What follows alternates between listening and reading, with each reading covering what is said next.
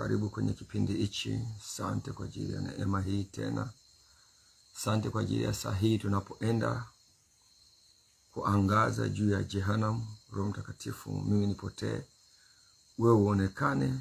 Roho Mtakatifu, wewe wakili mwema, profesa, kiongozi mzuri, msaidizi wetu,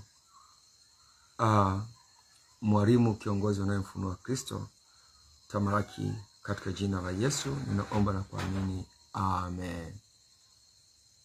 Ninakuletea tena kipindi saa hii ambacho kwayo nataka nikushirikishe tena mwendelezo wa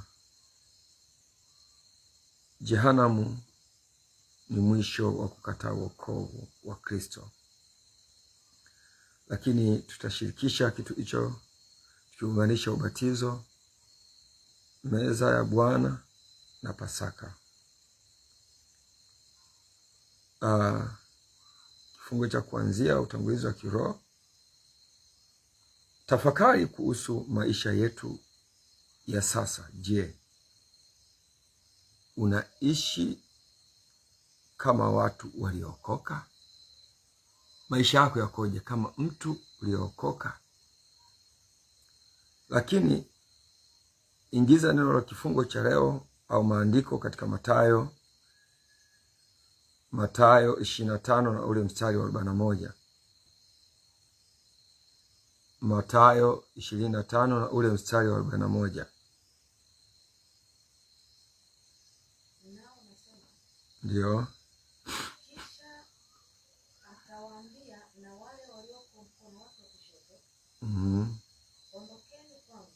Ondokeni kwangu mliolaaniwa, mwende katika moto wa milele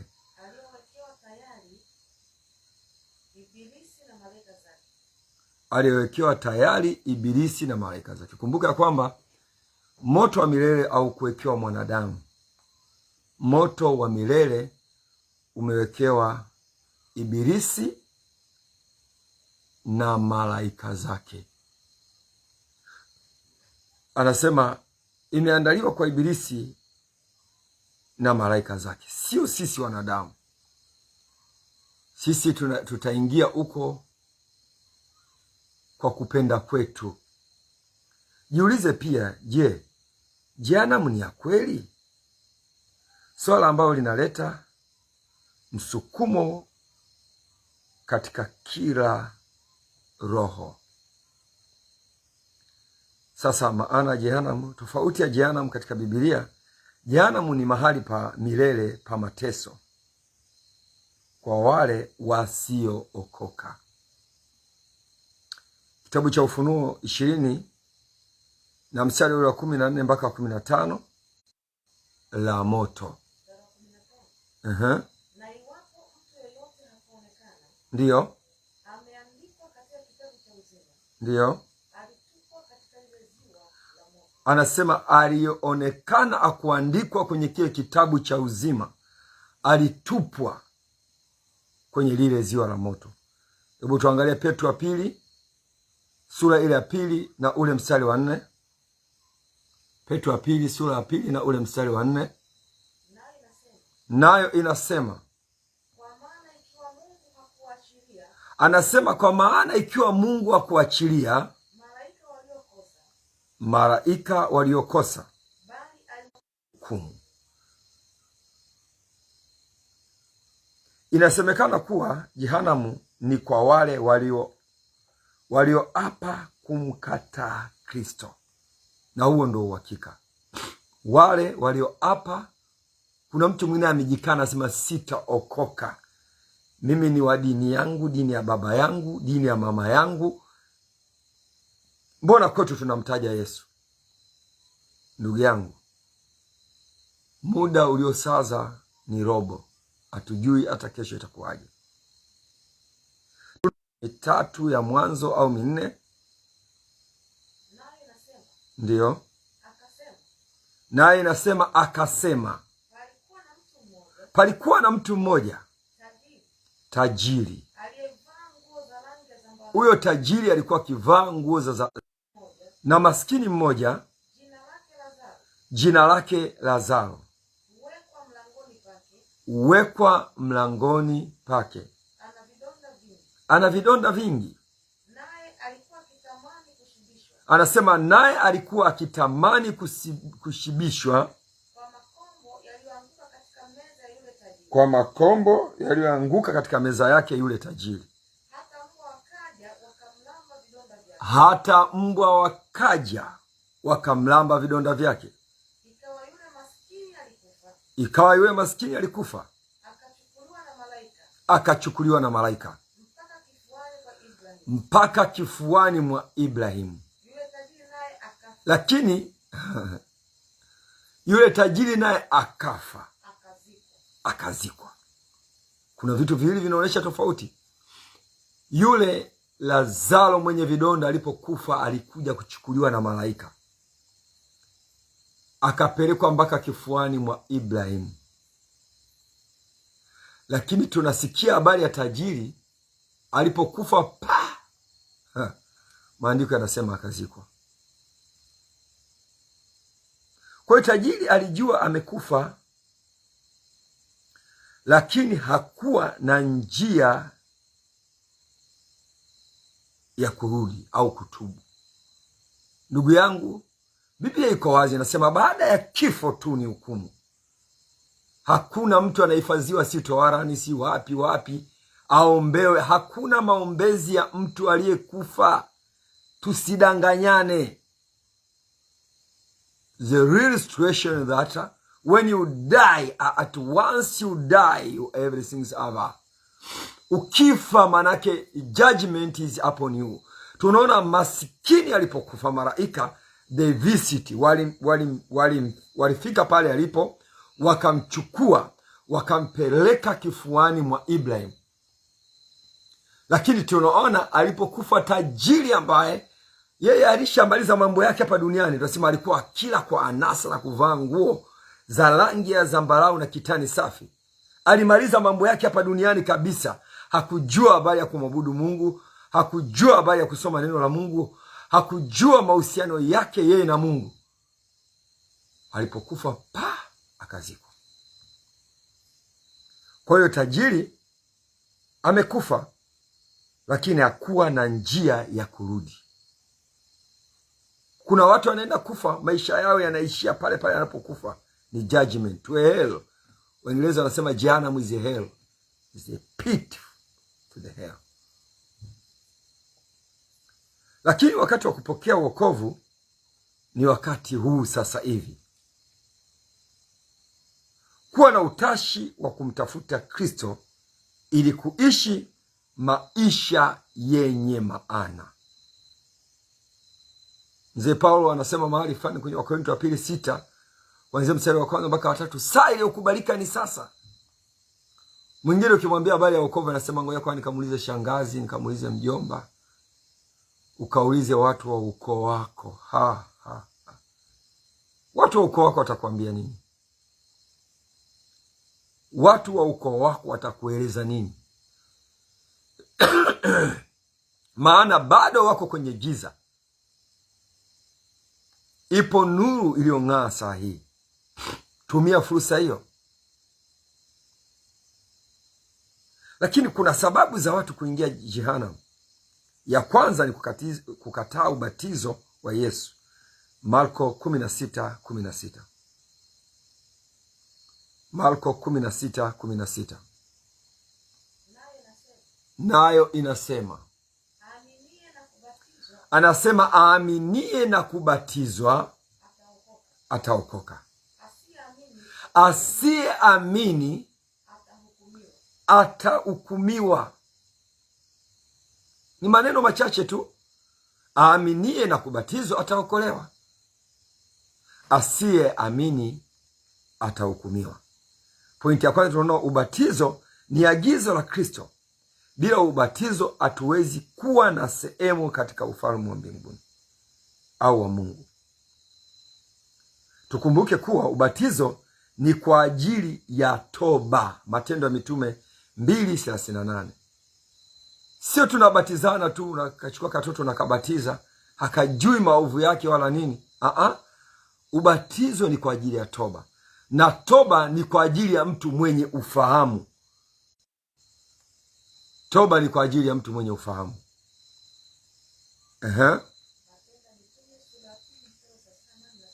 Ndiyo. Petro akawaambia, tubuni mkabatizwe kila mmoja kwa jina maisha yake, lakini kuna faida ya kufanya toba na kubatizwa, kumkubali huyo Yesu. Kuna namna ya vitu vitaachiliwa sasa kwako, you become like a God. Kuna vitu vyenye mfanano na Mungu vitaanza kuflow kwako, vitaanza kudhihirika kwako, vitaanza kutenda kazi kwako. Kudharau meza ya Bwana, kumbuka pointi yetu ya hiyo, sababu za watu kuingia jehanamu. Kudharau meza ya Bwana, kuna ile wanaita sakramenti. Wengine wanakula tu, kalewa, katoka kwenye mambo, katoka kwenye magomvi, anakula.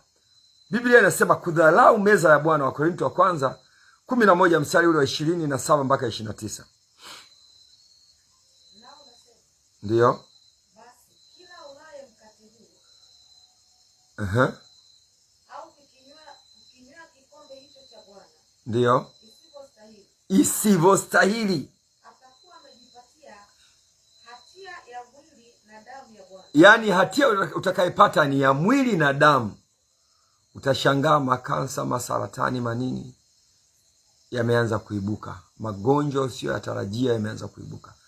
Ni kwa sababu hukujihoji, umekula damu na mwili isivyo sawa sawa. Sasa kupokea meza ya Bwana kwa dhihaka ni dhambi kubwa. Ni dhambi kubwa, ndugu yangu naye nisikia. Lakini ni wale waliojitakasa na kujitenga na dhambi, nao waliojitenga na dhambi walio na nafasi ya kufurahia ushirika wa meza hii.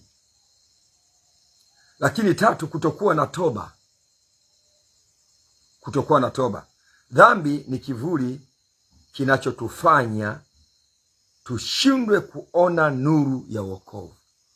Mtu asiyokuwa na toba hawezi akafikia hali ya kuiona nuru ya wokovu. Hawezi akafikia hali ya kuishi milele pamoja na Kristo.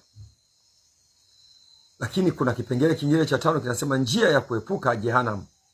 Wewe unayenisikia, nataka nikueleze njia ya kuepuka jehanamu. Njia ya kwanza ni toba ya dhati. Ni toba ya dhati. Naomba andaa waraka wa kwanza wa Yohana 1 mstari wa 9. Toba ya dhati. Toba ya dhati. Ndiyo. Anasema tukiziungama dhambi zetu, yeye ni mwaminifu na wa haki, hata dhambi, lakini hataki kutubu. Sio ni mtindo gani huo? B, ikiwa tutakiri dhambi zetu, yeye ni mwaminifu na mwenye haki kutusamee dhambi zetu.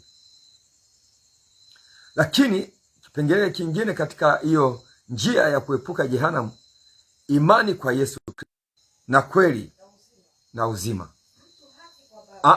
Mtu hawezi kuja kwa Baba bila kupitia kwangu, ila kwa njia ya yeye. Ziko njia nyingi upande wa miungu kule, lakini iko njia moja kwa Mungu, ni kwenda kupitia mwanaye Yesu Kristo wa Nazareti.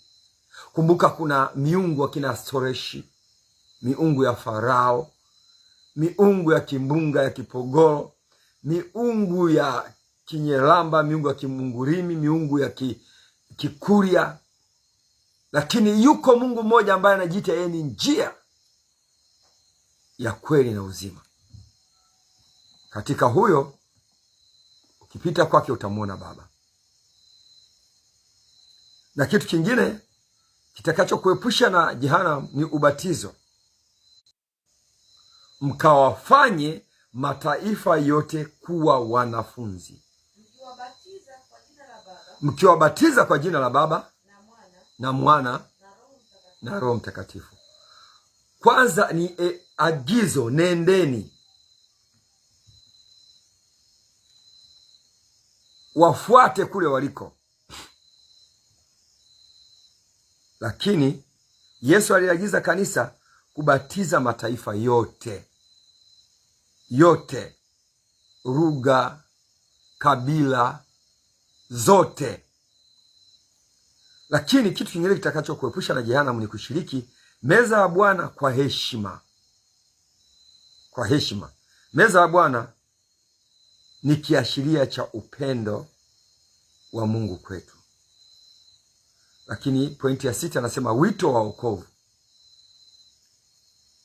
Kutoa wito wa sala ya toba. Angazia vijana kwa kuwasihi kutafuta ushirika na Kristo na kutubu dhambi zao kwa dhati,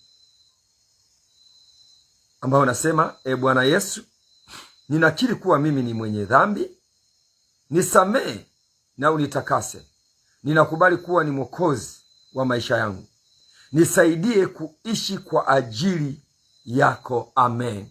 Maneno haya tu machache yatabadilisha historia yako. Maneno haya machache yalibadilisha historia yangu. Maneno haya machache yalinigeuza nikawa mtu mwingine.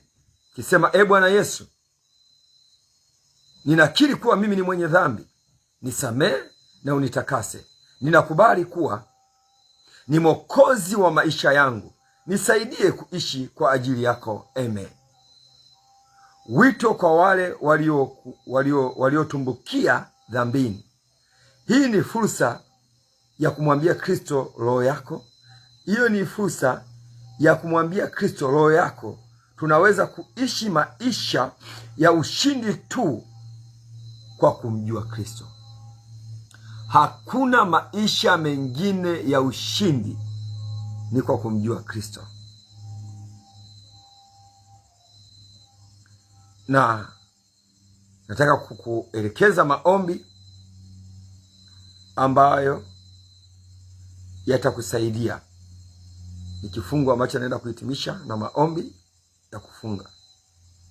Hitimisho la somo na kukumbusha umuhimu wa wokovu wa Kristo. Hakuna mtu aliyeweza kufikia uzima wa milele bila kupitia kwa Yesu Kristo. Omba Mungu kwa vijana wote wafaidike na ujumbe wa wokovu. Tafadhali omba kwa unyenyekevu na weledi kwa ajili ya moyo wa mabadiliko. Nataka kuomba na wewe.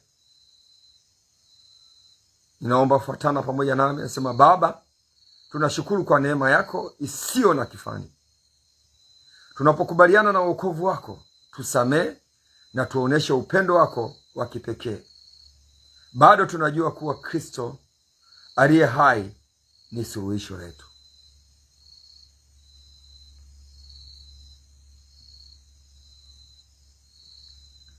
Kwa hiyo jehanamu si mahali tunapohitaji kuwa tuishi. Jehanamu si mahali tunapohitaji kuishi, bali jehanamu ni pit. Jehanamu ni pit. Jehanamu ni pit, ni shimo. Tuishi maisha ya wokovu. Tusisahau kuwa wokovu ni bure, lakini unahitaji kujitolea. Nataka kukupa angalizo. Wakati wa wokovu ni sasa. Tuchukue hatua ya kutubu na kubatizwa kwa jina la Yesu. Kwa jina la Yesu. Amen. Nafikiri utakuwa umenielewa. Na kama ulifuatana na mimi ile sala ya toba, Mungu atakuwa amebadilisha maisha yako kuanzia sasa. Ni mimi mchungaji Phineas Madiwa nikiwa Vicheji saa hii. Kwa mawasiliano namba za simu ni 0784 22 23 27, na namba nyingine ya simu ambayo utampata mtumishi wa Mungu atakaye kuhudumia pia ni 0744 53 10 49. Kama uliye mgonjwa au uwezi na ulifuatisha ile sala toba, nataka niombe sasa kwa ujumla. Baba, asante kwa ajili ya mtu huyo. Ninaomba mkono wako wenye nguvu ukae juu yake kuanzia sasa, na kemea namna yote ya udhaifu ndani yake, ninaiharibu katika jina la Yesu Kristo. Baba uliye mwema na mwaminifu, ninaomba kwa kadri alivyokiri kufuatana nami kwenye ile sala ya toba, mpe nguvu ya kuvuka. Huyo ni mwanao, mtetee, na saa iliyokubalika ya wokovu kwake ni sasa. Shalom, shalom. Kama utakuwa na shida yoyote, neema ya Mungu sasa iko juu yako na inaendelea kukuhudumia katika jina la Yesu Kristo. Amen. Amen. Kuna yule aliyenipenda, si kwa sababu ya alinipenda, ila kujali udhaifu wangu, akanionyesha upendo ambao sijawahi ona kwa wengi. Na huko ilikuwa ikooni. Kwa nini?